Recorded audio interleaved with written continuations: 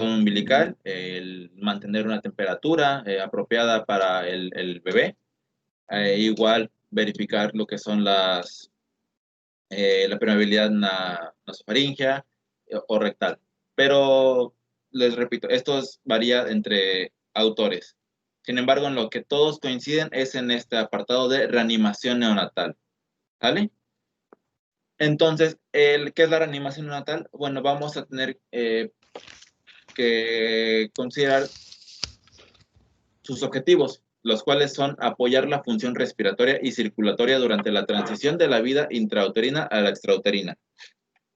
Recordemos que el parto es un evento traumático para el bebé. Entonces, en este evento traumático vamos a tener una transición de un medio controlado, llamémosle, a uno en el cual el bebé pues, no tiene control alguno. Por lo que va a perder o dicho de otra forma, va a tener algunos cambios fisiológicos para adaptarse a este nuevo entorno. Dentro de esos cambios fisiológicos podemos destacar lo que es la absorción del líquido alveolar, la expansión pulmonar, vamos a encontrar ya la presencia de intercambio gaseoso y la caída de las resistencias vasculares pulmonares, por mencionar algunos cambios fisiológicos. Sin embargo, en este transcurso tan pequeño, podríamos tener inconvenientes, podríamos tener algunos fallos que podrían llevarnos a lo que se le llama asfixia perinatal. No es exclusivo lo que podríamos tener, pero sí se mencionaba mucho. Entonces, lo principal que nos debe importar aquí en la reanimación neonatal es la respiración, ¿sale? Como podemos ver en las diapositivas, se dice que el retraso en el inicio de la respiración no solo es resultado de la asfixia perinatal, como les mencionaba, es la principal, pero pueden existir otros escenarios en los que, pues, por ejemplo, si a la madre se administraron drogas depresoras del sistema nervioso central, como podría ser, no sé, en un ejemplo muy burdo que se me acaba de ocurrir, están atendiendo a una mujer de origen americano, estadounidense, y ella tomó jarabe para la tos, que sabemos que en Estados Unidos se vende con codeína, ¿no? La codeína es un opioide y pues, dentro de sus propiedades, deprime el sistema nervioso central y pues va a deprimir la respiración en el bebé.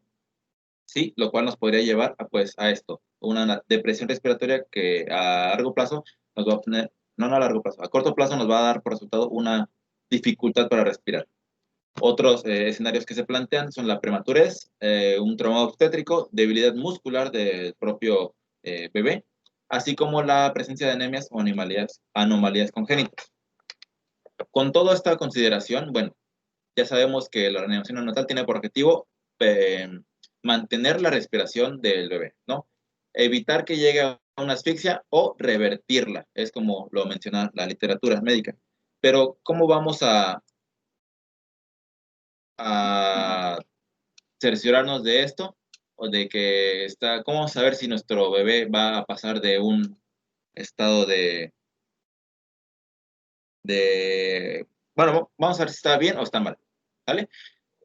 Bueno, existen dos escalas que se utilizan, sobre la que más se hace mención, tanto en la guía de práctica clínica como en las literaturas que investigué, es la evaluación de Apgar, ¿sale?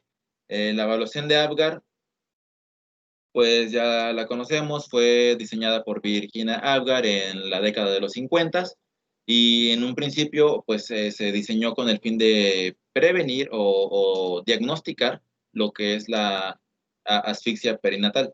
Sin embargo, a la fecha ya no tiene esa función diagnóstica, pero sí nos orienta a detectar problemas cardiorrespiratorios.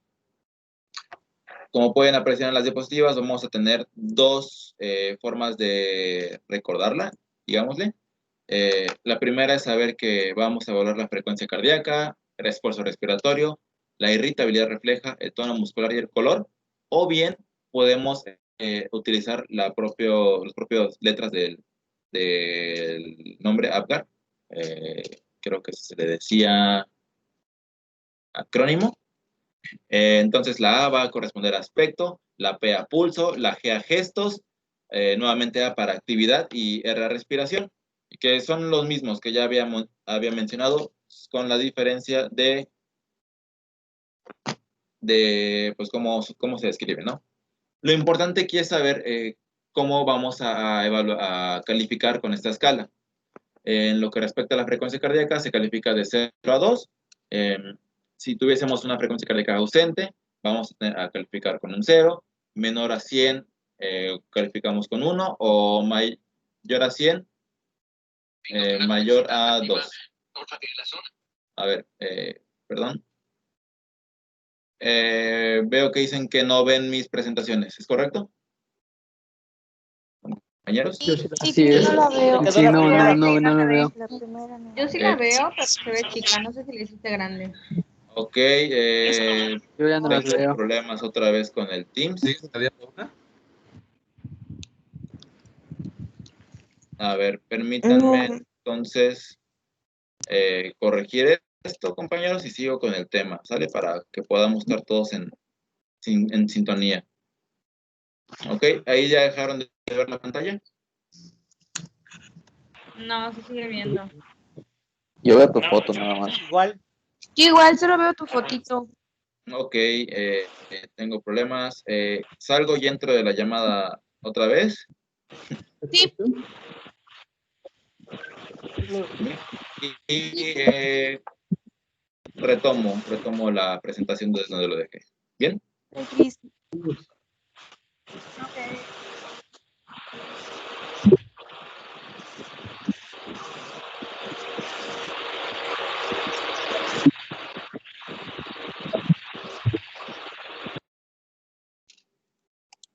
Finalizar tarea, por favor. Minimizamos.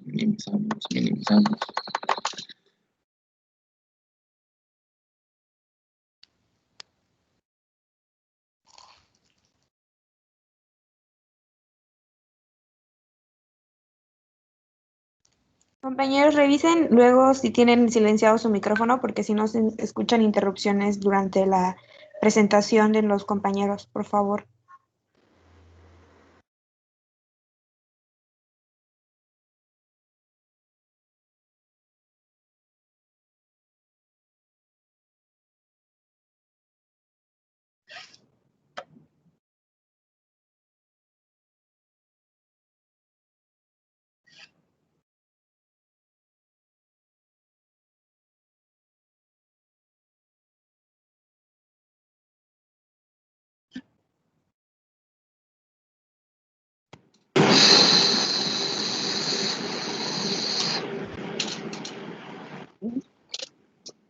Ok, veamos. Ok, Ahora sí compañeros. ya. Ok, una disculpa. Vamos a tratar de retomar. ¿Dónde lo dejamos? ¿Se ve? Listo. Ahora Yo lo sí. veo. Ahora sí. Ahora sí. Adelante. Ok, retrocediendo un poco, entonces estábamos hablando sobre la evaluación de Apgar, que sabemos va a ser para evaluar lo que es la respuesta respiratoria y cardíaca.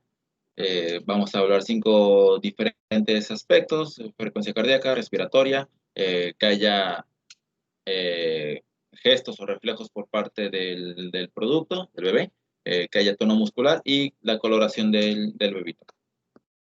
Vamos a calificar de un 0 a un 2, siendo la puntuación mínima 0 y la máxima 10. Entonces, le estaba hablando de la frecuencia cardíaca. Si no detectásemos pulso o algún latido, vamos a considerarla ausente.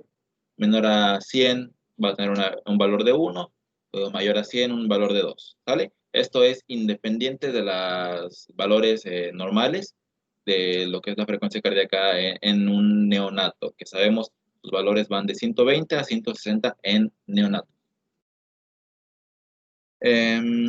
Continuando en lo que respecta al esfuerzo respiratorio, vamos a pasar bueno, si no hay dato alguno de respiración, si está en apnea, tiene una calificación de 0, y la respiración fuese irregular o inconsistente, vamos a darle un valor de 1, y si al momento del nacimiento hubo llanto, o si vemos que está respirando pues, de forma apropiada, vamos a dar una calificación de 2.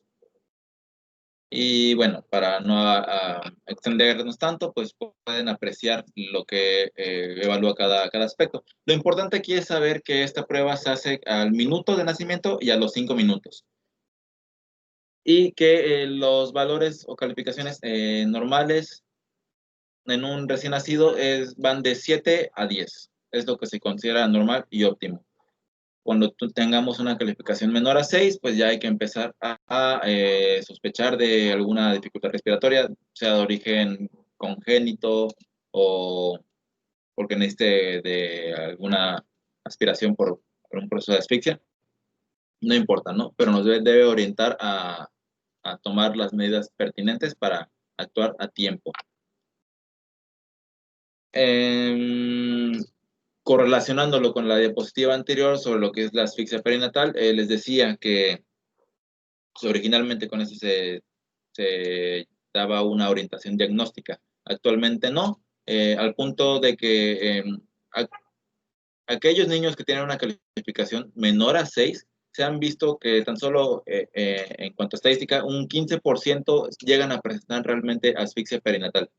Ante esta premisa, pues no nos queda un 85% restante, ¿no? De posibilidades. Entonces no hay que casarnos con la idea de que menor a 6 se está pasando por un evento de asfixia. Debemos de sospechar otras circunstancias. Por otra parte, tenemos la evaluación de Silverman-Andersen, la cual se va a caracterizar por ser contraria en cuanto a calificación a APGAR, es decir, en esta escala nosotros no vamos a evaluar con base a una ponderación más alta, sino a lo más cercana a 0. Y esta va a ser más que nada, nos va a permitir evaluar lo que es la cuestión respiratoria antes que cardíaca. Como podemos ver, va a evaluar lo que es la presencia del aleteo nasal, tiraje intercostal, retracción sifoidea, disociación toracoabdominal y el quejido respiratorio. En los primeros 4 puntos deben estar prácticamente ausentes en un niño sano, pero si tuviésemos una leve, está levemente marcado alguno de estos, o discreto, lo llegan a decir algunos, pues no vamos a considerarlo con un valor de 1. Se consideraría 1, cuando ya sea moderado a discreto. Perdón, me confundí, leve y discreto, no es igual. Y el quejido respiratorio, bueno, pues no debería de generar ningún ruido al respirar. Sabemos que la respiración es silenciosa. Hasta este punto, ¿todo claro? ¿Algo que comentar o que quieran compartir respecto de las evaluaciones? No, Cris, muy claro. Cristian, bueno, doctor, yo quería mencionar o aclarar los parámetros de los signos vitales, ¿no? Normales, para que quede como que unas cifras estándar de las que nosotros podemos verificar que sí correctamente el recién nacido es sano, ¿no? O sea, de la temperatura, los recién nacidos es diferente, ¿no? A los de los adultos. O sea, se tiene que mantener en 37. El pulso, la frecuencia cardíaca, he leído en las literaturas que va de 140 a 160 o de 120 a 160. Y la frecuencia respiratoria, que esta sí varía, va de 20 hasta 40. Y no sé si es correcta esa información para ya mantenerla, ¿no?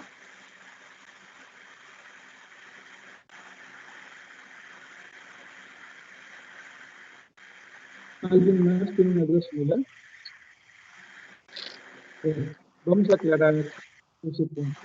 La frecuencia normal de un niño sano, un recién nacido, la frecuencia respiratoria normal es entre 120 y 160.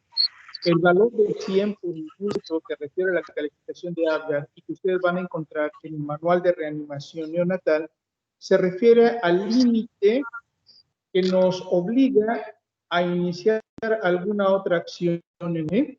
El niño que habitualmente tiene frecuencia cardíaca mayor de 100 es un niño vigoroso, es un niño que no tiene mayor problema. Cuando tiene 100 o por debajo, nos obliga a hacer algunas maniobras, sobre todo, como ya lo mencionó Cristian, vigilar que el niño esté respirando adecuadamente. Lógicamente, si un niño no tiene frecuencia cardíaca al nacimiento, pues es un niño que nace muerto, ¿sí? La frecuencia respiratoria sí es un parámetro al nacimiento un poquito irregular, pero el niño, su frecuencia respiratoria normal va a ser entre 40 y 60 respiraciones por minuto. Por eso también se califica el esfuerzo respiratorio con la evaluación de Silverman-Anderson. Este no únicamente nos va a decir qué tanto trabajo está pasando el niño para poder lograr respirar. Son valoraciones que nos sirven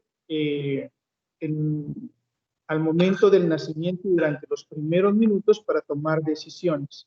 Hasta ahí lo vamos a dejar ahorita cuando veamos el capítulo de pasos iniciales de la reanimación neonatal, que ustedes van a revisar en el manual de reanimación neonatal, va a quedar un poquito más claro este asunto. ¿Sale, vale? Ok, perfecto. Adelante.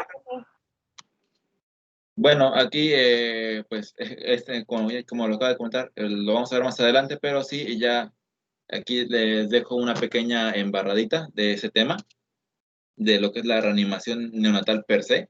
Y es que, ok, ya determinamos, ya sabemos en qué momento vamos a reanimar, pero ¿cómo lo vamos a hacer o bajo qué criterios?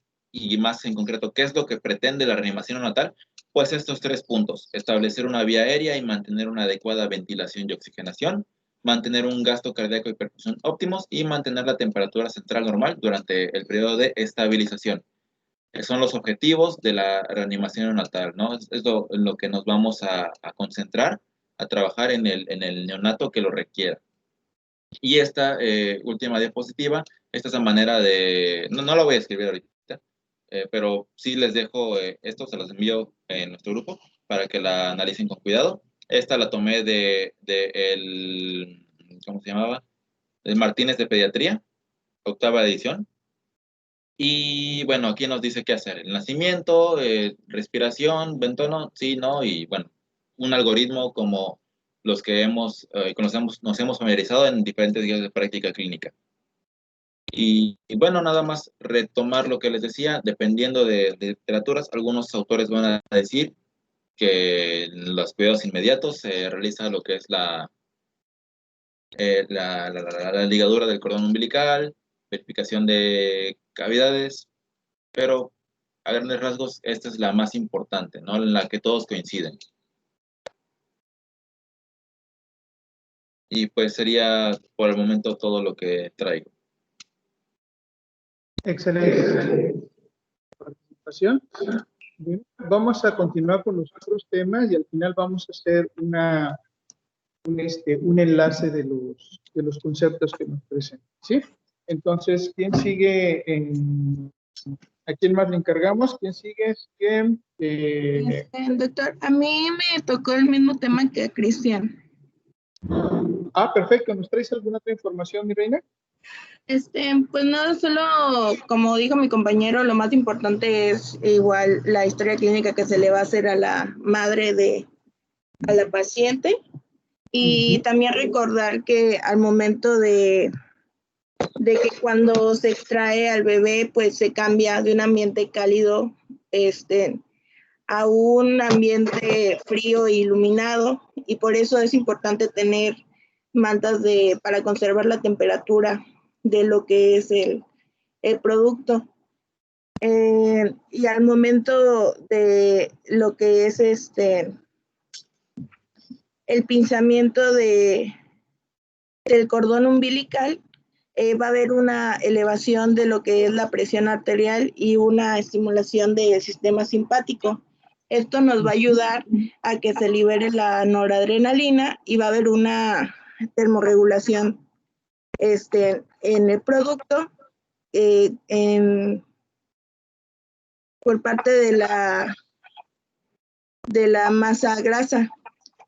Entonces, también había leído que es muy, muy importante mantener la sala de quirófano, lo mantienen a 26 grados. Porque el producto llega a tener pérdida de líquidos. Ya sea por convección, que es cuando pues la temperatura del ambiente es inferior a la de la piel del neonato, por evaporación, que van a ver propiamente una pérdida percutánea de agua, por radiación, que va a ser con respecto al entorno que va a presentar el producto, y por conducción, que va a ser directamente si nosotros ponemos al recién nacido en alguna superficie fría. ¿Qué más? También es importante lo que es la estimulación. Bueno, leí que era en el piecito del bebé se le hace una estimulación táctil. Y pues solo a la aspiración, que es necesaria para que todo sea correcto. Y pues no sé, la valoración a dar, todo lo que ya mencionó mi compañero. Era lo único que creí que faltaba. Ok, ¿quién levanta la mano? ¿Estás hablando Naikari o está hablando Suemi, que no alcanzo a distinguir aquí? Yo estoy hablando Naikari. Ok, Suemi, ¿qué nos tienes que comentar? Con respecto al pinzamiento del cordón umbilical, sí sería durante los primeros 60 segundos, ¿no? Y mi duda era que no encontraba la información exacta de los centímetros en los que nosotros debemos pinzar. Por lo que he visto, se pinza en dos lados, ¿no? Una para pues, mantener libre de hemorragia al recién nacido y pues el otro para protegerlo, ¿no? Pero de ahí en fuera no sé en cuántos centímetros debemos de pinzar. ¿Alguien tiene ese dato? ¿Alguien quiere comentarnos el dato a cuántos centímetros del muñón umbilical se debe colocar el clampeo o el lazo o el asa para ligar el cordón? Muy bien, ¿quién levantó la mano? Primero, ¿quién fue? Adelante, coméntanos. ¿Están cerrados todos los micrófonos? Doctor. Sí, dime. Soy Julián, buenas tardes. Hola. Mencionaba la guía de práctica clínica con respecto al pinzamiento del cordón umbilical. Menciona que puede ser inmediatamente después de que nace el bebé o esperar un minuto y que no se debe de mantener arriba del nivel del pelvis de la madre, que se tiene que mantener al mismo nivel. Y que el pinzamiento debe de tener mínimo 15 centímetros de largo el cordón umbilical para poder pinzarlo. Así que cuando se piensa secar, no haya pues lesión del mismo, que no haya una tracción y crea lo que es sangrado en el bebé. Y que si dice que si es mayor a 15 centímetros, entonces puede tener contacto con las heces propios del bebé. A ver, ¿alguien más? ¿Alguna otra opinión diferente? Concuerdo con mi compañero, bueno, buenas tardes, soy Rubén Muñoz. Solo para comentar, concuerdo con mi compañero de 15 centímetros y decía que hasta un máximo de 20. Y también sumar un dato que en la misma guía de práctica clínica se mencionaba que debe de mantenerse pinzado de 2 a 3 minutos. Y ya cuando deja de latir es cuando se corta. Eso es lo que, bueno, yo nunca, no he visto. ¿Qué práctica de clínica consultaron? Una de Cenetec, de cuidados inmediatos e inmediatos, no, ¿cómo? Debe ser la de cuidados al recién nacido. Sí, esa es. Ok, bueno. Vamos a basarnos en la información que nos da el Manual de Reanimación Neonatal, que es una información universalmente aceptada, ¿sí? No he revisado la guía esa parte, no le puse mucha atención, pero bueno, vamos a puntualizar. El pinzamiento del cordón umbilical se recomienda y se acepta ya a nivel de todo el mundo. Preferentemente debe ser un pinzamiento tardío. El pinzamiento tardío nos referimos a que debe ser entre los 30 y 60 segundos después del nacimiento, a menos que el recién nacido tenga alguna situación de urgencia por la cual tengamos que cortarlo inmediatamente. Por ejemplo, el niño que nace en una urgencia obstétrica y tiene interrupción de la circulación materno-fetal, o que el niño tiene una depresión grave en donde no te puedes esperar, pues un prolapso de cordón, un desprendimiento de placenta, en ese momento tienes que cortar el cordón umbilical y pues continuar con la reanimación, ¿sí? Pero el niño que nace no se desprende del cordón umbilical hasta que el cordón umbilical deja de latir. Eso es, digamos, la premisa. Deja de latir aproximadamente entre 30 y 60 segundos. Recordar que la sangre de la placenta está dividida, la parte que viene sangre de mamá de la del bebé, no hay mezcla de sangre. Por lo tanto, toda la sangre que esté en la placenta y en el cordón umbilical es del niño. Las arterias y las venas del cordón umbilical tienen ciertos movimientos peristálticos propios, independientemente de mamá, son generados por el latido cardíaco del niño. Lógicamente va a dejar de latir cuando ese cordón umbilical ya no tenga sangre que bombear o ya haya regresado al bebé. Entonces, la conveniencia de que el cordón umbilical se retarde en el niño que nace sano, vigoroso o que no tiene una urgencia, es precisamente para que esa sangre que pertenece al niño regrese al niño. Recordar que tiene latido el cordón umbilical.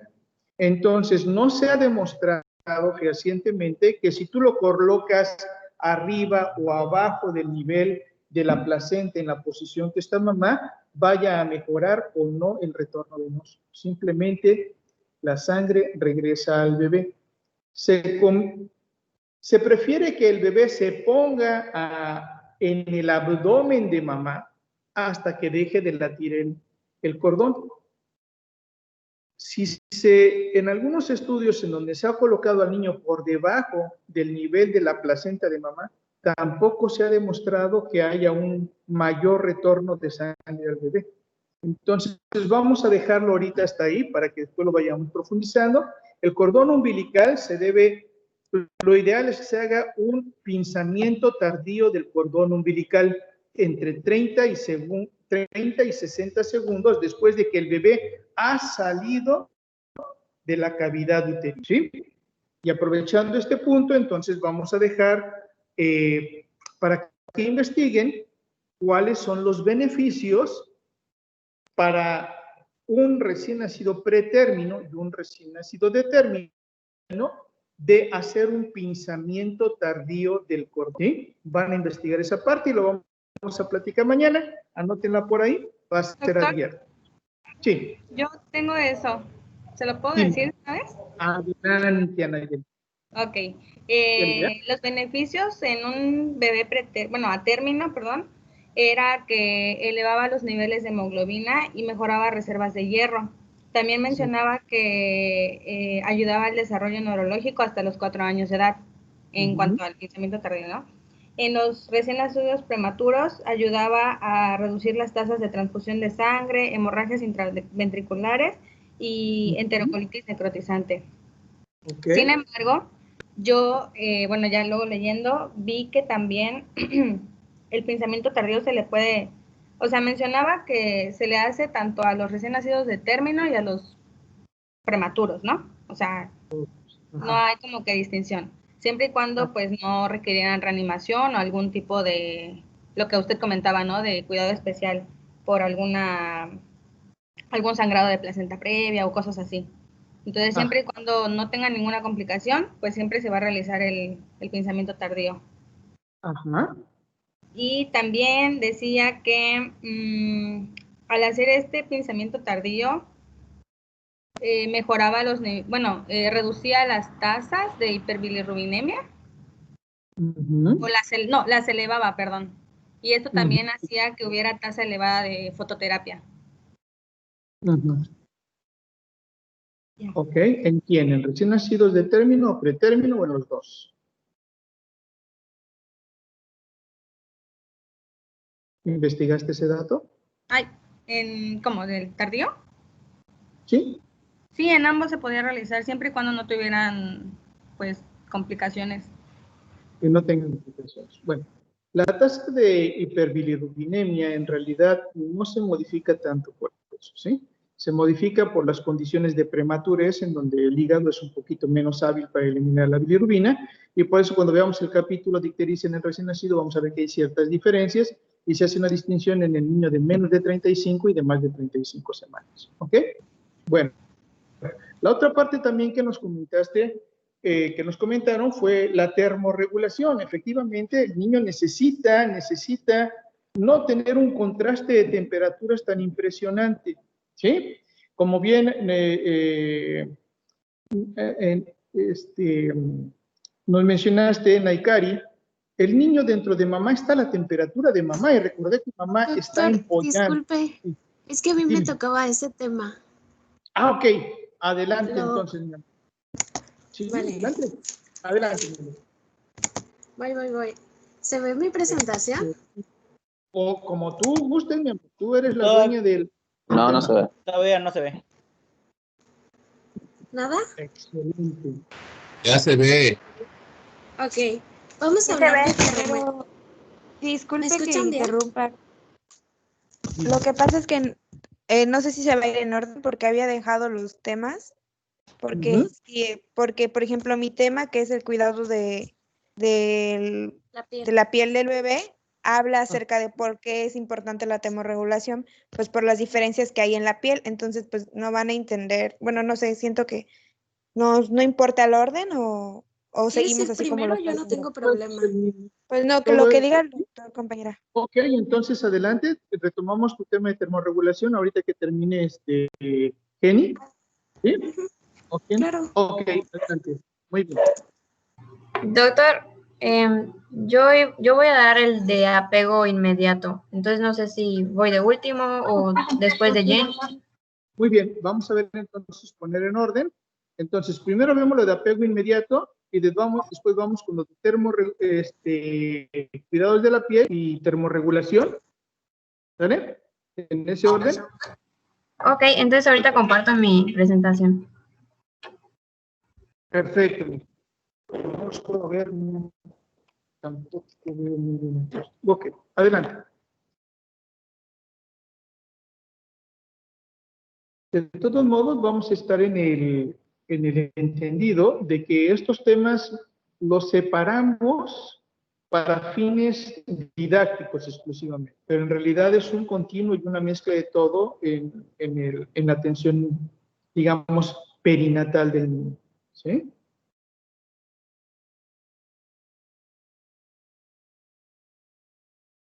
Qué bonita diapositiva, Laurita. Muy bien, adelante. Perdón, dejé apagado mi micro. Ya voy. Adelante. ¿Ahora sí la pueden ver? Bien. Sí, sí se ve. Sí se ve. Sí. Bueno, pues ahora vamos a hablar sobre el apego inmediato y por qué es importante el contacto piel a piel. Es un tema cortito, pero vamos a tratar de, traté de mencionar varias cositas que son importantes. Bueno, el apego inmediato pues es el inicio de la interacción madre-hijo desde los primeros minutos de vida. Algunos mencionan que debe ser desde antes de cortar, cortar el cordón umbilical y otros pues varía. En cuanto al contacto piel a piel, pues sabemos que es la acción de dos cuerpos que se tocan, que se rozan. En este caso pues va a ser la del recién nacido con la de la madre y va a consistir en que se coloque al recién nacido desnudo sobre el pecho o abdomen de la madre, igual descubierto. Este va a ser de cúbito ventral o incluso algunos dicen que puede ser de ladito. Va a comenzar desde que se va arrastrando o haciendo flexión, extensión el recién nacido hacia el pecho de su mamá y va a terminar con lo que es la succión, que es la primera lactancia.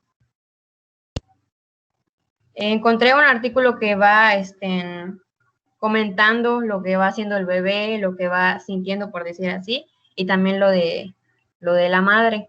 En cuanto al bebé, pues tras el trabajo de parto, ambos, tanto la madre como el bebé, van a estar tranquilos, alerta, y al poner al recién nacido en el pecho de la madre, se va a quedar inmóvil por unos minutos, por unos segundos, y posteriormente va a ir haciendo movimientos de flexión, extensión con sus extremidades inferiores, haciendo lo que es el reflejo de búsqueda y succión de su puño. Mencionaba que el puño va a tener olor a líquido amniótico todavía, y al oler pues la piel de la madre va a sentir que es el mismo aroma, el mismo olor, y también va a ir reconociendo lo que es la areola por el color y el olor de igual manera. Posteriormente va a sentir, bueno, casi todo esto es al mismo tiempo, va a ir sintiendo lo que es el pezón sobre la mejilla, el pezón de su madre sobre su mejilla, y va a comenzar lo que es la succión, la primera lactancia. Entonces esto va a aumentar lo que es la sensibilidad en la madre y se va a elevar lo que es la secreción de oxitocina. La mamá va a estar alerta, viendo a su bebé, sintiéndolo. Mencionaba que igual se miran a los ojos y todo esto. Entonces, algunas personas mencionan que es un momento mágico, ¿no? Y es donde se va a crear lo que es el vínculo madre-hijo. Ahora, ¿por qué es importante los beneficios, ventajas que trae el apego inmediato?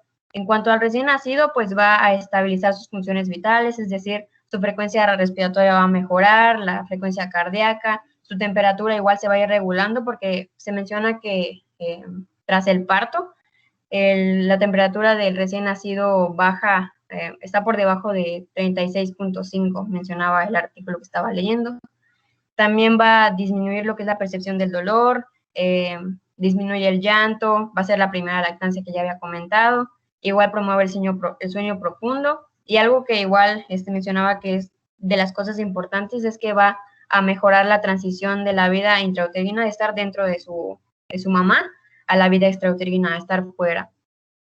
Y en cuanto a la madre, pues los beneficios, ventajas, va a ser el acortamiento del periodo de alumbramiento, se va a reducir el sangrado posparto, la madre va a tener una mejor percepción del parto, si es primeriza. También va a fortalecer el vínculo madre-hijo, como ya había comentado, y algo igual que es importante, que va a reducir los niveles de depresión y ansiedad puerperal, es decir, la madre va a estar menos estresada, va a tener un mejor cuidado con su bebé, y va a tener más confianza al momento de cuidarlo, el estrés se va a disminuir. Entonces, estos son el beneficio del apego inmediato. No sé si tengan alguna duda, comentario. Ahí están mis referencias. ¿A qué te refieres con percepción del parto, perdón? Pues lo que puedo entender es de que algunas mujeres tienen como miedo a el parto o a lo que va a pasar, lo que va a suceder, la preocupación, el estrés, porque son primerizas. Eso es lo que pude entender. Entonces ya al tener este vínculo, pues es así como que, wow, mi bebé, ¿no? O sea, no sé si me expreso bien o si me doy a entender. Sí se entiende, Sofía, gracias. Sí, se entiende bien. Sí, entiendo. Muy bien, gracias. Vamos a hacer aquí una pregunta de los caballeros. ¿Quién ha estado estreñido? ¿Cómo? De los jóvenes varones. ¿Quién ha estado estreñido? ¿Quién ha estado o quién está? Ajá. ¿Quién ha estado estreñido alguna vez? ¿Yo? ¿Y qué se siente? Pues ¿Es doloroso. una experiencia agradable? No, no es una experiencia agradable. Para nada, ¿verdad? Que No. cuando sale el bollito es un dolor impresionante. Ahora imagínate una mamá que va a salir un monstruito de término, un bebecito de término, que mide 50 centímetros, pesa 3 kilos, tiene una cabezota grandotota de 35 centímetros. Imagínate la angustia, el dolor que tiene el mamá.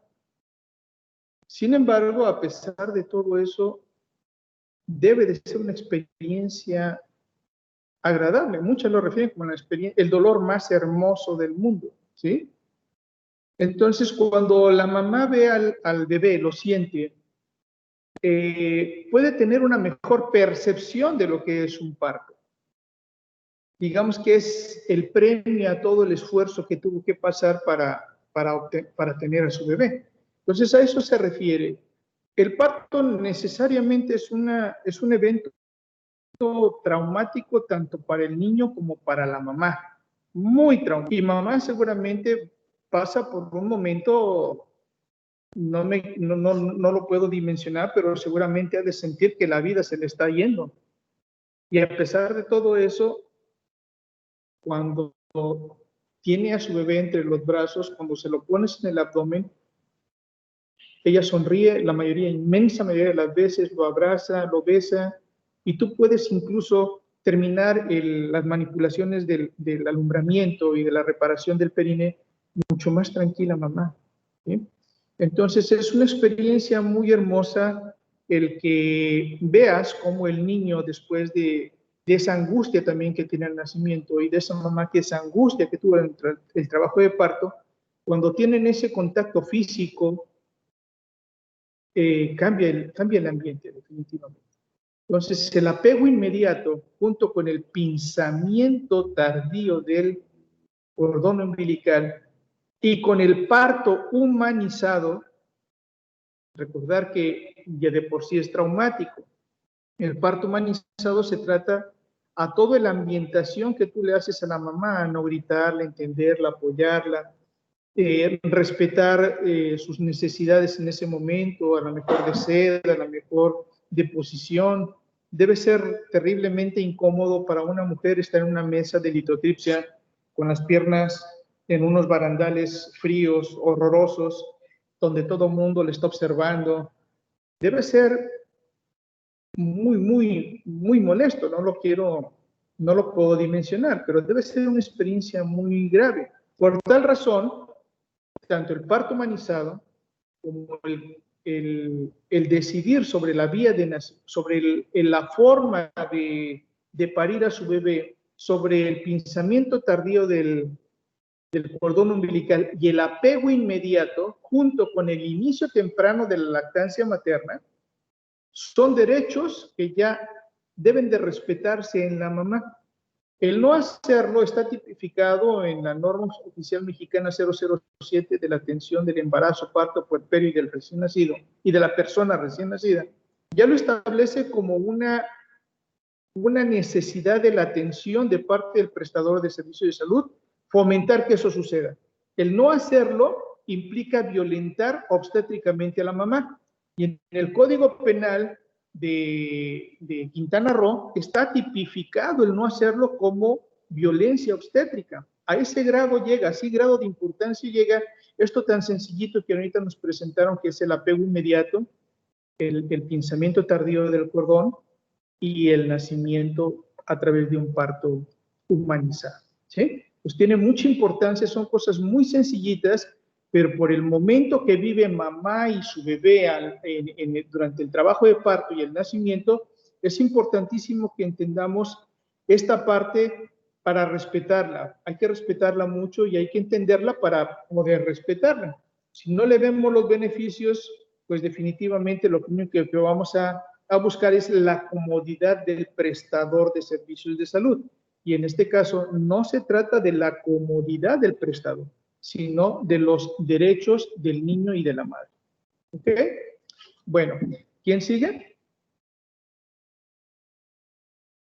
Yo, adelante. doctor, cuidado de... Adelante. Adelante, Janita. Voy a poner, o sea, Naikari me va a hacer el favor de poner las diapositivas porque mi lab no las pone porque es Mac. Pero ahí va. Adelante. Bueno, como podemos ver en la presentación, vamos a hablar de los cuidados de la piel del recién nacido. Bueno, antes que nada, tenemos que entender cuáles son las diferencias entre la piel. En la primera estaba bien, corazón. Ahí. Tenemos que entender cuáles son las diferencias de la piel de un recién nacido. ¿Cuáles son las diferencias de la piel de un recién nacido a las de una persona normal? Para empezar, pues la piel del recién nacido va a ser muchísimo más delgada que la de una persona pues adulta o de un niño mayor. Otra de las cosas es que va a tener mucho menos pelo y pues va a tener la falta del desarrollo del estrato estrato córneo.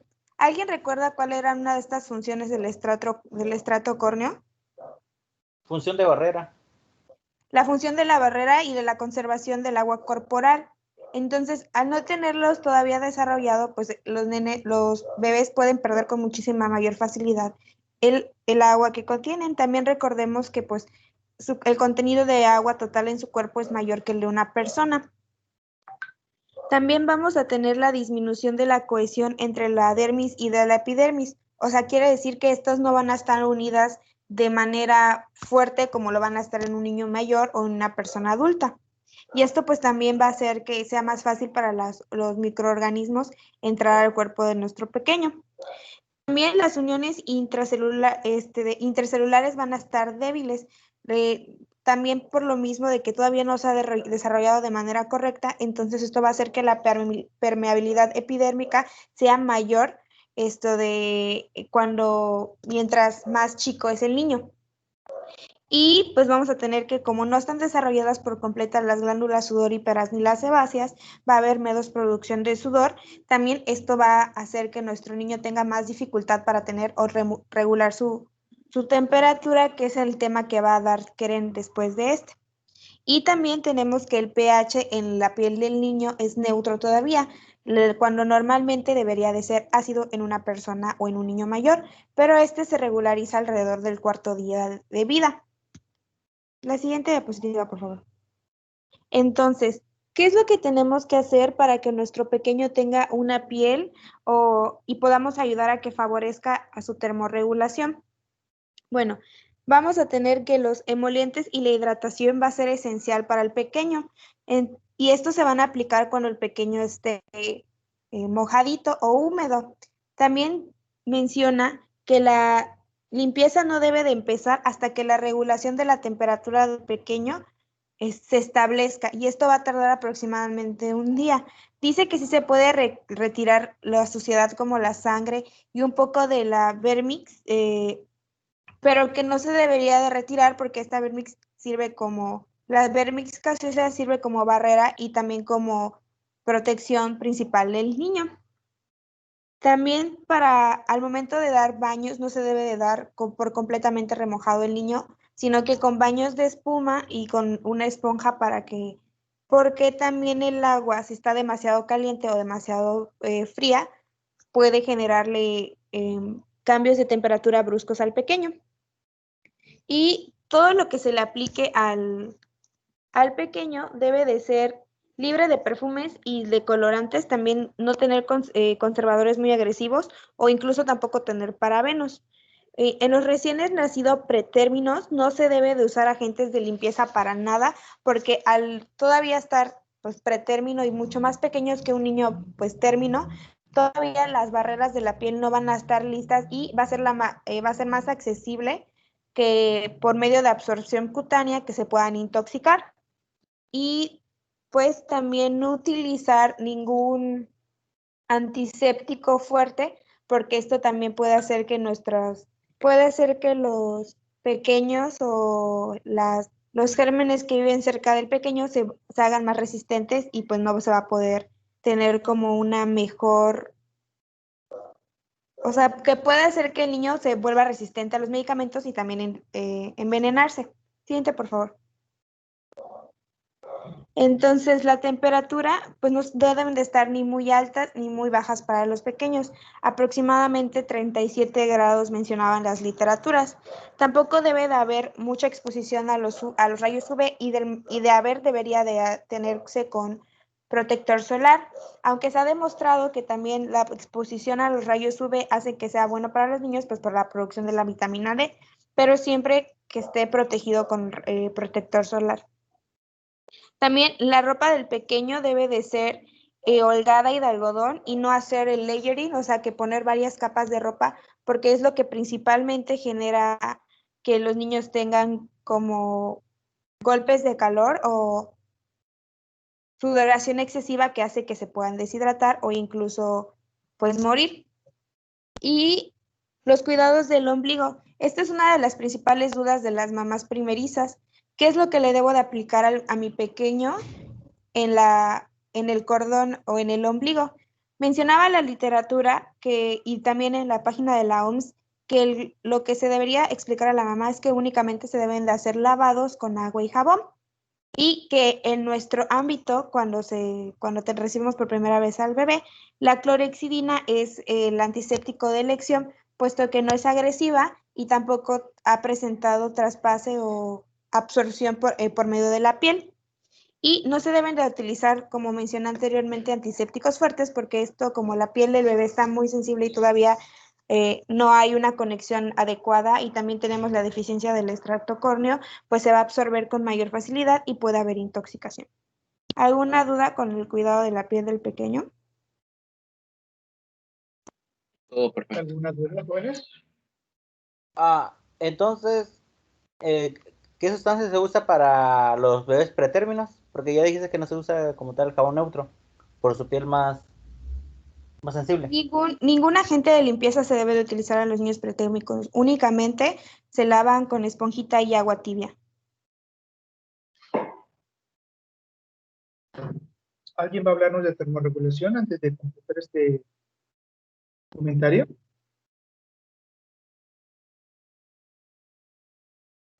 Adelante.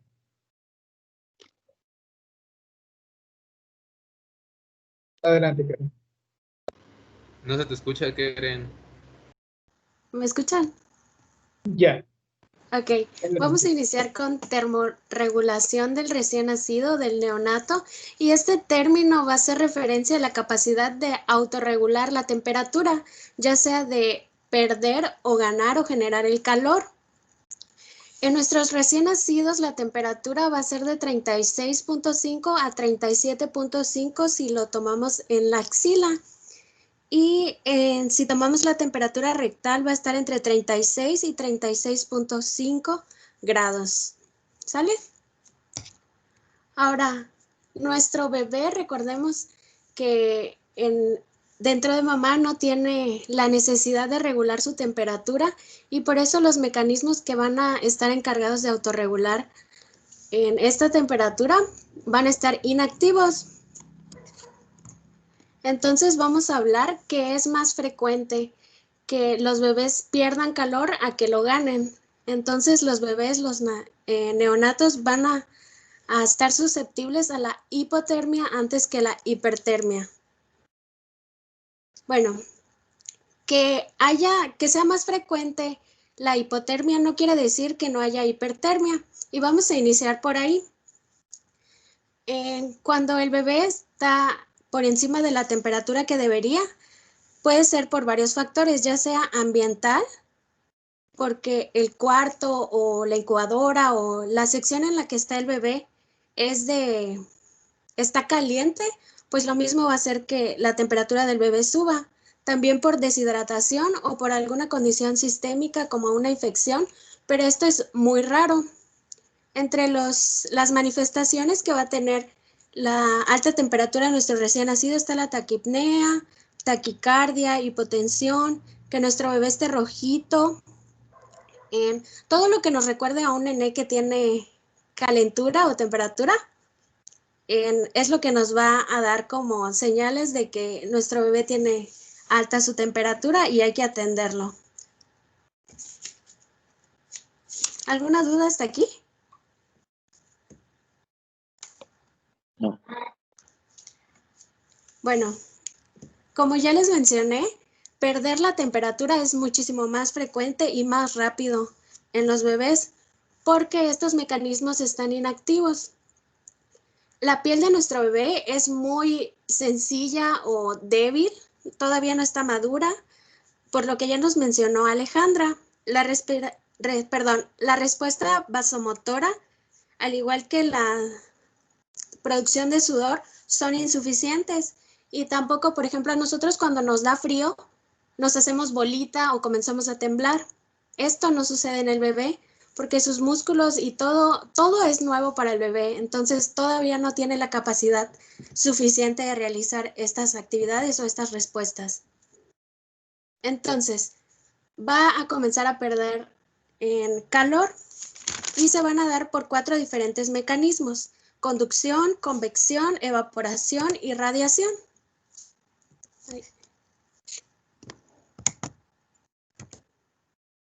Bueno, la conducción va a ser la transferencia del calor, pero esta va a tener que ser por medio de algo que sea sólido. Una mesa, cobijas, sábanas, un material sólido que esté en contacto con el bebé va a hacer que éste pierda calor. Otro mecanismo es la convección y esta va a ser por medio del aire. Cuando hay alguna corriente de aire o ventiladores, alguna puerta, el bebé también va a perder calor por este medio. La evaporación va a hacerse mediante el líquido en la transformación del líquido a vapor, en pérdidas insensibles, lo que también mencionaba un poquito Ale, en respiración, sudor, si nuestro bebé está cubierto de líquido amniótico o si orinó y no le cambiaron el pañal. Esto también genera que se baje la temperatura. Y por último tenemos la radiación que es la que va a generar el bebé hacia superficies o ambientes más fríos. ¿Alguna duda con estos mecanismos? No. ¿Dudas? No. Bueno. ¿Entendió irradiación? ¿Lo que es la irradiación? Bueno, ahorita puntualizamos algo. Adelante. Bueno. Sí, o sea, entendí que la radiación es cuando, por ejemplo, sentamos al bebé en una mesa de hospital que está fría, entonces su cuerpecito va pues traspasar ese calor a la superficie más fría. No, esa sería conducción. La radiación sería cuando, por ejemplo, está acostado el bebé y están las puertas abiertas o las ventanas abiertas y hay entradas de aire o algo parecido. Esa es convección. Doctor, esa es convección. Yo entendí que la radiación Dime. Yo creo que tiene que ver de que nosotros como personas producimos nuestro propio calor y tenemos tendencia a liberarlo hacia el medio ambiente. Entonces, si nosotros nos acercamos a lo que es la pared sin tocarlo, de cualquier forma aún estamos transmitiendo nuestro calor hacia lo que es la pared que está más frío que nosotros. Entonces, a eso se refiere con lo que es la radiación de calor. Lo mismo pasa con el sol. A nosotros no nos llega directo el calor, sino son ondas que llegan miles de distancia hasta que nos llegue a nosotros. Eso es otra forma de radiación. Entonces, ese es el ejemplo que yo tomé. Excelente, ¿sí? Entonces, la diferencia entre la conducción es que la conducción, nuestra piel está en contacto con otra superficie que tiene una temperatura diferente, más baja. La irradiación sucede cuando nosotros estamos cerca de otra superficie, pero no en contacto, y se genera una diferencia de temperaturas en donde yo transmito mi calor, lo pierdo hacia esa otra superficie.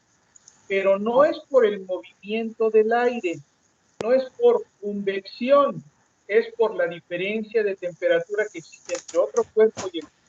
¿Sale, vale? Sí. Sí, doctor. Adelante, hija. Bueno, como los bebés no van a tener esa capacidad de temblar, entra este mecanismo de termorregulación sin temblor y va a darse, los bebés pueden utilizar dos mecanismos, el físico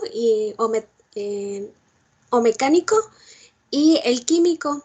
El mecánico no es tan eficiente porque los bebés pues todavía no están maduros, entonces se echa mano del metabolismo químico, es decir que se comienza a generar calor a través de la grasa parda. Entonces vamos a tener que el bebé va a termorregularizarse y va a aumentar el consumo de oxígeno. Esto a su vez va a aumentar la frecuencia respiratoria y como aumenta la frecuencia respiratoria también va a haber vasoconstricción. Esa vasoconstricción va a generar hipoxia y a su vez la vasoconstricción periférica que además ya teníamos por el mecanismo de vasoconstricción per se. Y el metabolismo se va a comenzar de manera anaeróbica y eso puede generar una acidosis metabólica. Y también ese metabolismo anaeróbico que se está generando va a elevar el uso de la glucosa y también puede presentar nuestros bebés hipoglicemia. Esas son como de las consecuencias más graves y más rápidas que se presentan. Entonces, para considerar.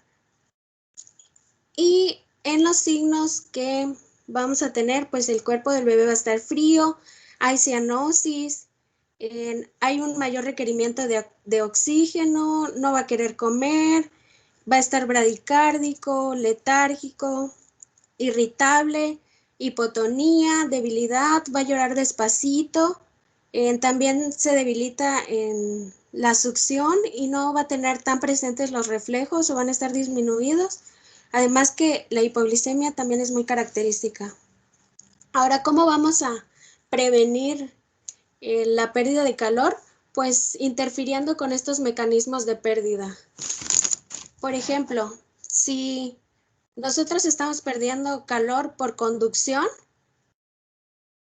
entonces vamos a calentar estas superficies o no poner en contacto al bebé directo con superficies que estén frías. Por convección, pues eliminar todas las corrientes de aire, colocar por ejemplo, lámparas o algunos elementos que nos generen calor para evitar la pérdida por convección. También la evaporación, pues mantener a nuestro bebé seco,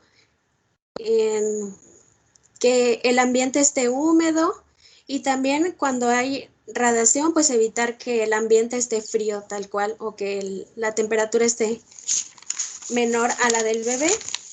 Y todo eso se va a conseguir con la preparación anticipada de la atención al bebé antes del parto.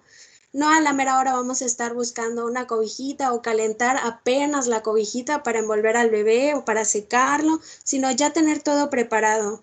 También la sala debe estar a 25 o 26 grados.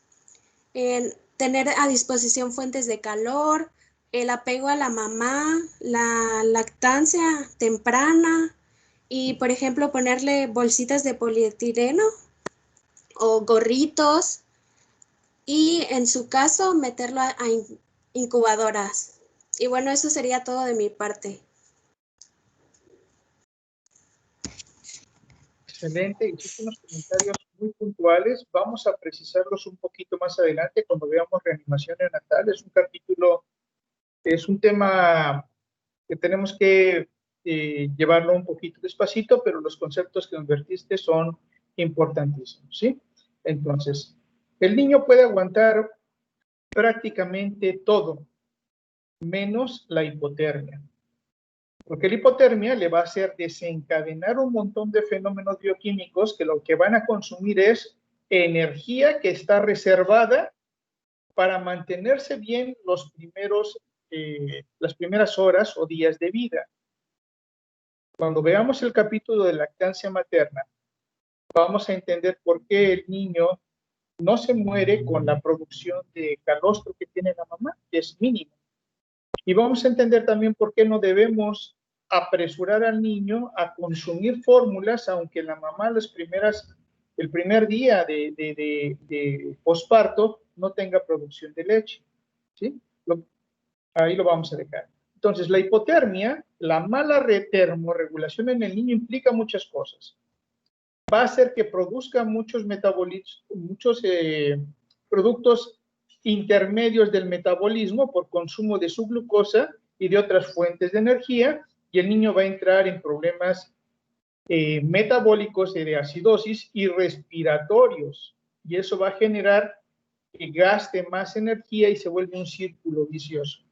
Entonces, el niño que se expone a hipotermia es un niñito que termina en un cunero, en una incubadora o con lamparitas, por el solo hecho de no procurarle una buena termorregulación. Y ya también, bueno, ya con todo esto que ustedes nos han dicho hasta ahorita, entonces ya vimos que el niño, lo principal del nacimiento es la respiración. Y después el control de la temperatura, y para eso tenemos que respetar varias cosas: el apego inmediato y procurar no exponerlo a una pérdida de calor. Muy bien. ¿Quién sigue por ahí?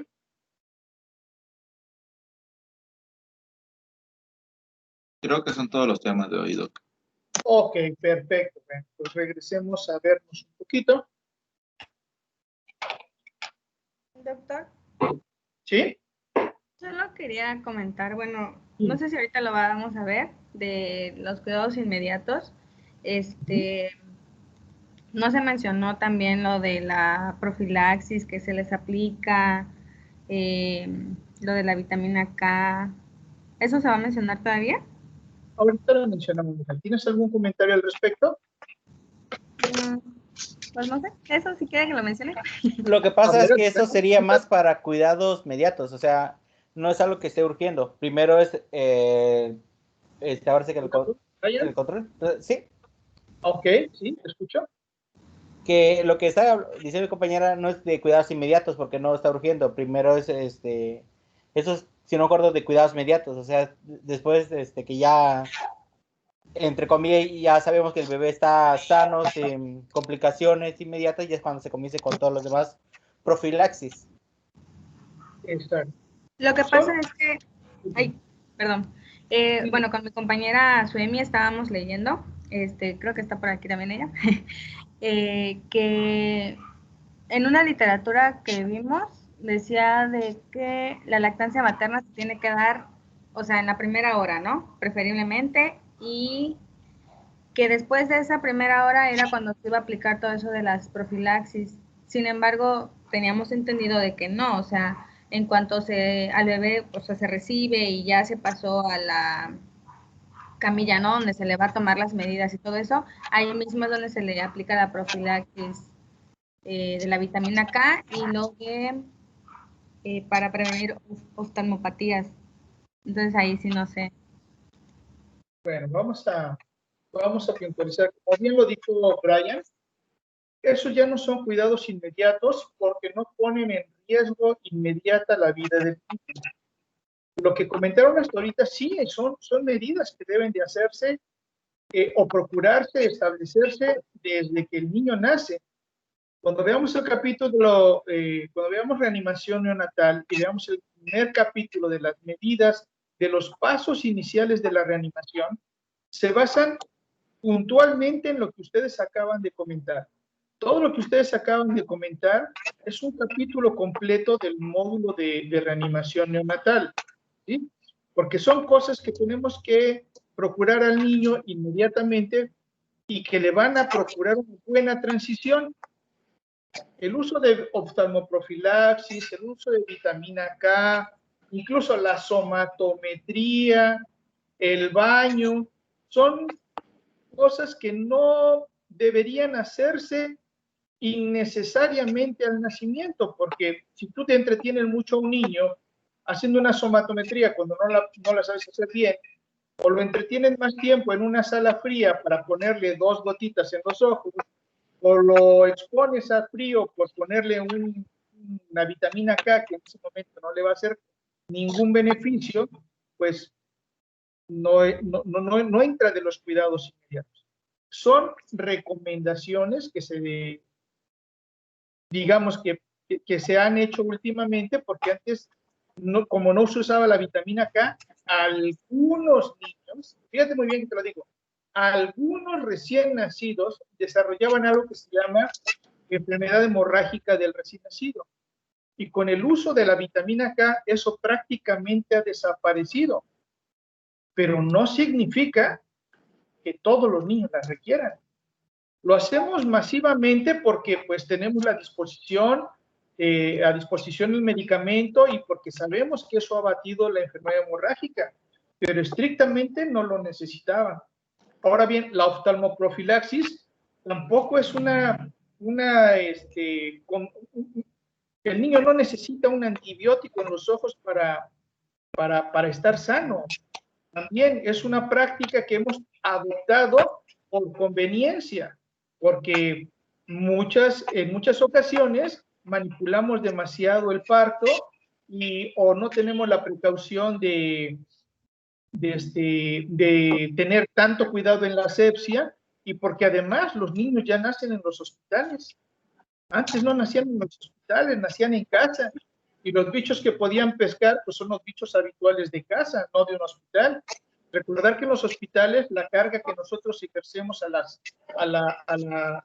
los microbios que son nativos ya en nuestros hospitales, pues están bien toreados, ¿verdad? Ya no son no es un germen de la comunidad, es un germen que ya está acostumbrado a estar expuesto a medicamentos y dentro de ellos antibióticos, y el riesgo de una infección dentro de un hospital es mucho más alto que si se pescara fuera de un hospital. Entonces, por esas razones, nosotros hemos adoptado que se haga oftalmoprofilaxis o que se haga el uso de vitamina K en el niño. Pero, como bien lo dijo Giovanni, no son parte de los cuidados inmediatos. El niño puede, la mayoría de las veces, vivir completamente normal sin que lo hagamos, pero por conveniencia de los sistemas de salud, es una práctica que se recomienda que hagamos en todos los niños, pero puede esperar un poquito, no va a pasar nada. Entonces, vamos a retomar, me pareció muy, muy valiosa la información que nos compartieron. Los cuidados inmediatos se basan en facilitar la transición del niño de la vida intrauterina a la extrauterina. Lo principal es vigilar que se establezca una adecuada respiración, es lo básico. Lo básico es eso, que el niño tenga una respiración en una transición rápida y adecuada.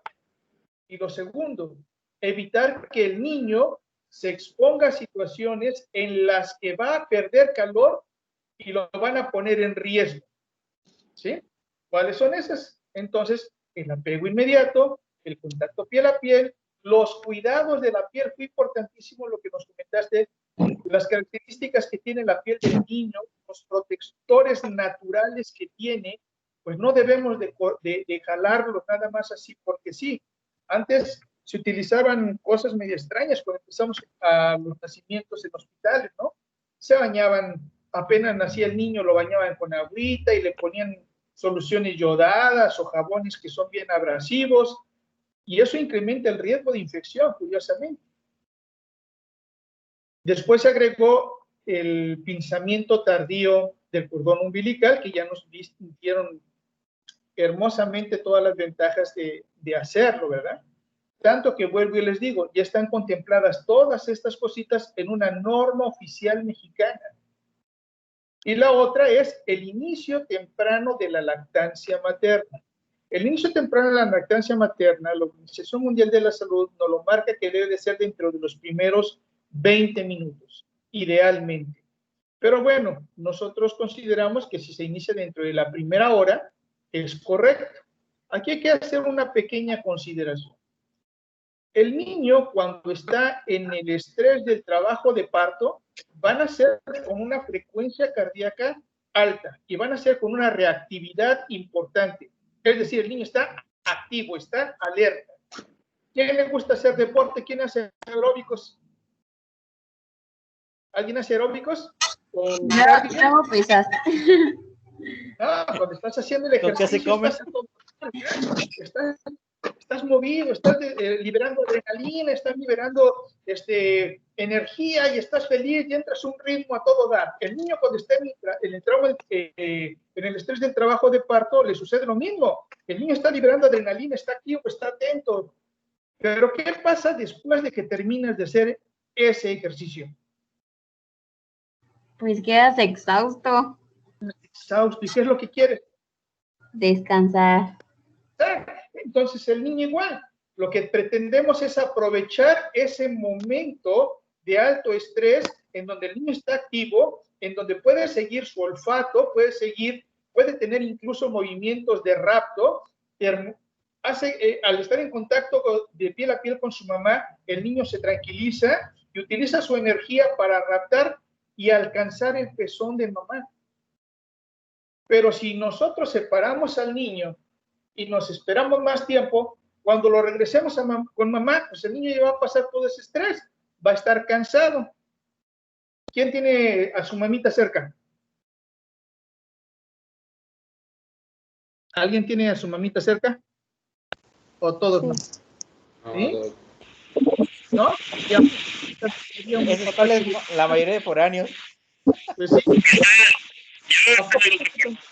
¿No se te antoja con esta lluviecita, un apapacho de tu mamá? ¿Sí? ¿Sí? Al bebé le pasa lo mismo. Si ya pasó ese momento de estrés, el niño está ya más tranquilo, más relajado, y tú lo pones con mamá, pues va a sentirse muy a gusto y va a descansar. Lo que menos va a hacer es comer. Y ya perdiste ese momento tan importante de que mamá reconozca a su niño, que sepa cómo nació, sepa que esté bien, baje el estrés de mamá. El niño también entable una buena termorregulación, regule su temperatura, conozca, huela a su mamá y inicie alimentación. Como bien lo dijiste en las ventajas, ¿verdad? Cuando el niño empieza a succionar el pezón de mamá, desencadena el reflejo de bajada y desencadena el reflejo de Ferguson, y entonces lo que va a hacer es liberar oxitocina. Por lo tanto, ya desde ese momento, en una forma natural, mamá va a tener contracciones que le permiten que la placenta se alumbre con más facilidad y que disminuya el sangrado en el posparto por una mejor contracción uterina. Entonces, son muchas condiciones fisiológicas que tristemente, por necesidades de los que prestamos atención de salud, nos hemos brincado. Las consideramos habituales, pero no necesariamente son las mejores prácticas. ¿Sale?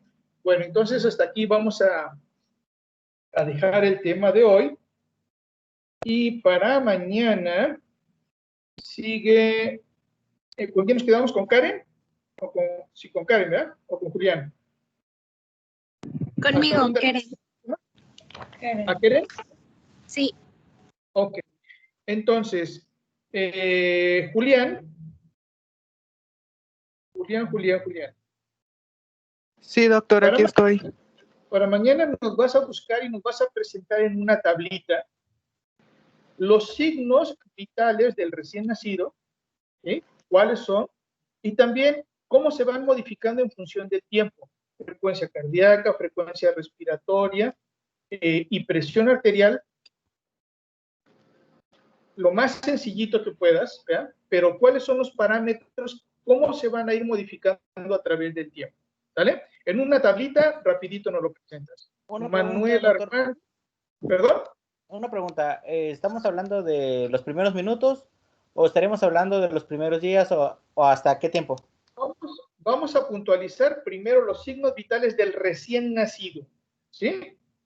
Y después, aprovechando esta tablita que nos va a servir el resto del curso, nos vas a presentar los rangos de signos vitales hasta la adolescencia, ¿sí? Digamos, como para que lo tengamos ahí en el tintero, ¿vale? Sí, doctor. Ahora,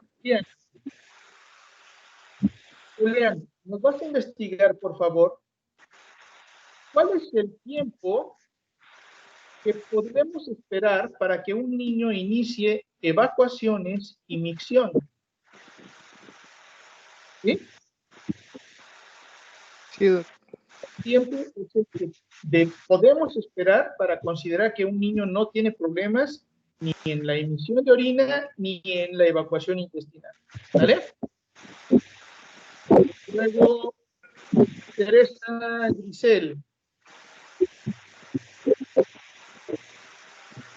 Aquí estoy, doctor. Ahora, entonces, vamos a hablar un poquito sobre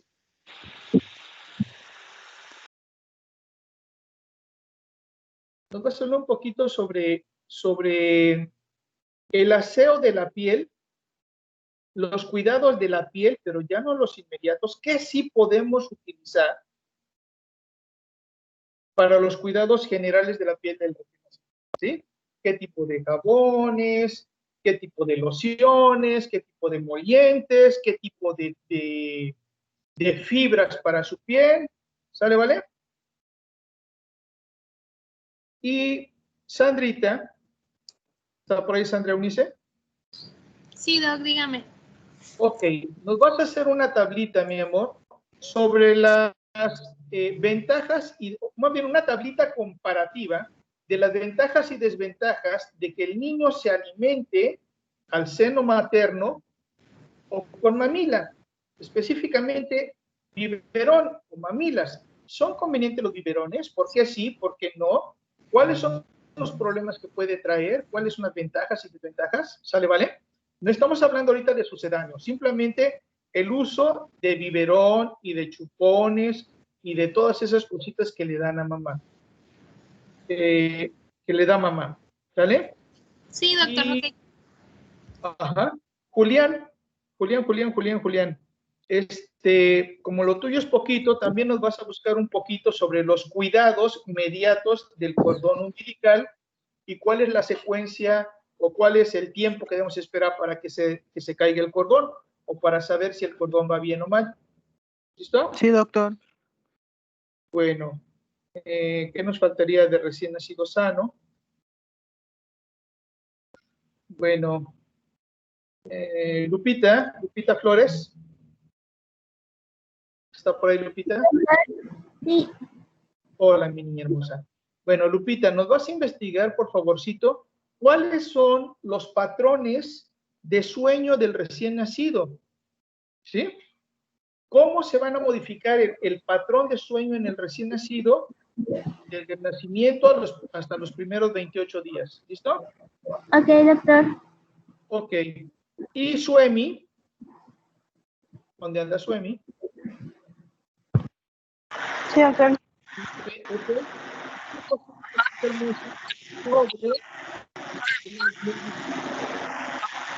Ay, qué cosa. Tiene mucha interferencia. Apaga tu micro. Suemi, entonces, nos vas a buscar un poquito cómo son las evacuaciones en el recién nacido. ¿Cómo deben de ser? ¿Listo?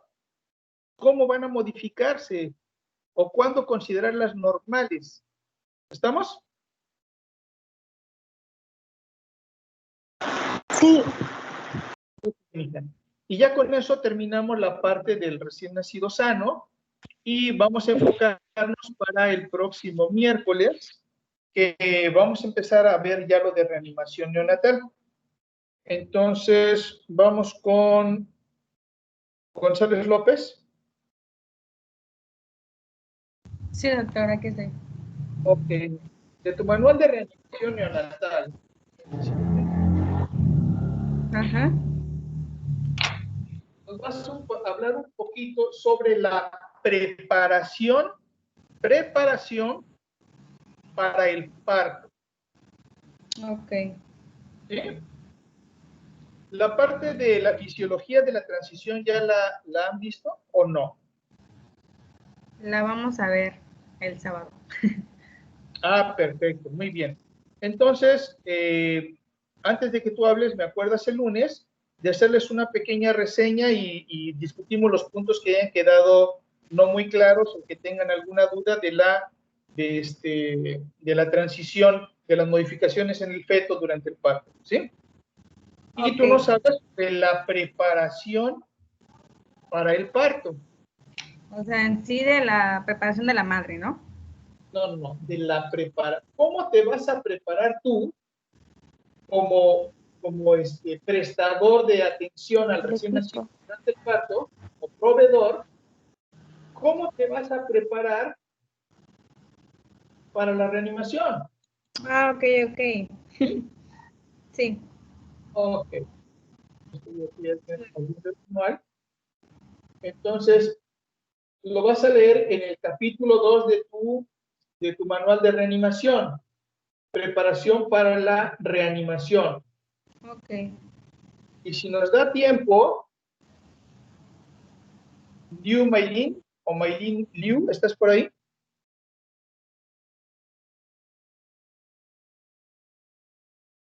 Liu, ¿está por ahí?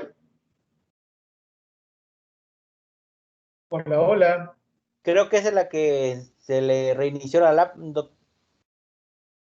Ok, entonces no la saltamos. Shomara. Sí, doctor. Sí, aquí estoy, doctor. Ok, Shomara, tú vas a revisar el capítulo 3 sobre pasos iniciales de la reanimación. ¿Sí? Sí. Anayeli, entonces, preparación para la reanimación, capítulo 2, y Xiomara, el capítulo 3 de pasos iniciales de la atención del recién nacido. Y con eso ya tenemos para entretenernos la próxima semana un buen rato. ¿Vale? Sí, doctor. Bueno, jovencitos, entonces nos vemos mañana, si Dios lo permite. Nos vemos a las 3:30. Hoy esta vez un poquito más seguro, que espero mañana no tener muchos problemas para entrar. Que tengan una bonita tarde. Dios les bendiga. Hasta mañana, Doctor, Buen día. doctor, espera, doctor. Sí, dime. Un aviso. Sí. Con respecto a las tareas, es que no se pueden guardar. Bueno, yo no las pude guardar con los puntos, con las diagonales que usted puso. Entonces Ajá. la mandé sin cuestión. No te preocupes, bueno, entonces no nos guarden el nombre, por favor, pero en la tarea, en el documento, sí identifíquenlo como se los puse ahí, por favor. ¿Ok? Doctor, un comentario igual. Dime. Habemos varios compañeros los cuales aún no estamos inscritos en el curso en la plataforma.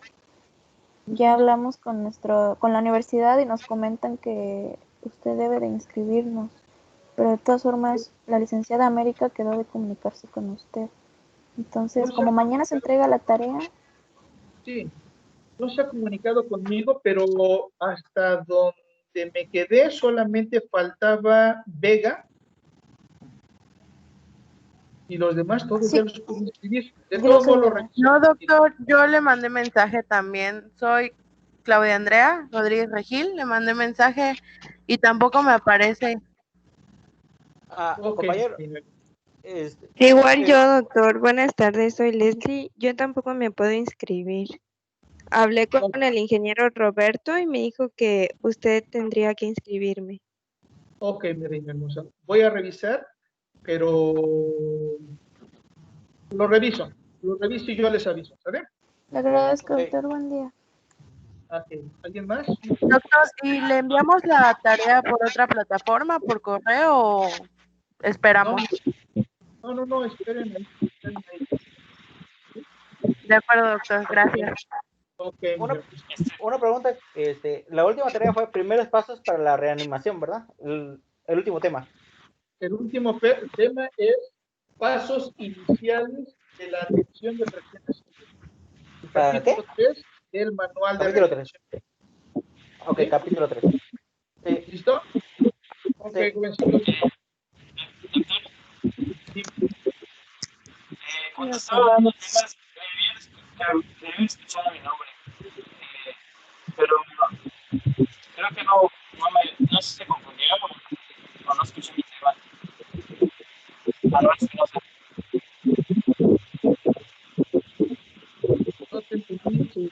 No te mencionó, Manuelito.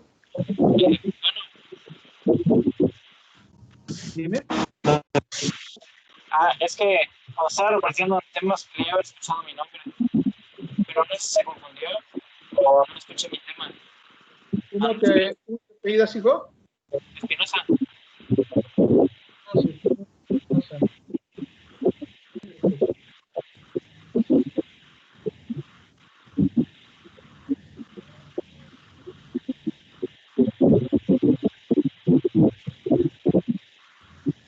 Espinosa La Bastida Manuel. ¿Te salté, hijo? Pues mencioné mi nombre, pero luego cuando vi el tema, se lo dio a otro compañero, no sé qué pasó, pero escuché mi nombre. No, discúlpame. Muy bien. Entonces tú nos vas a hacer un resumen de los fundamentos de la reanimación neonatal, el capítulo 1. ¿Vale? Ok. Listo. ¿Alguien más?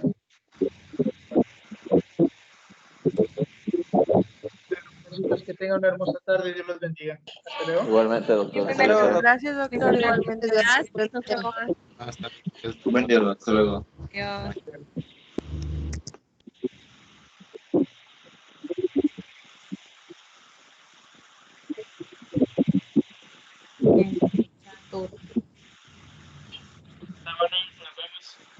Bye.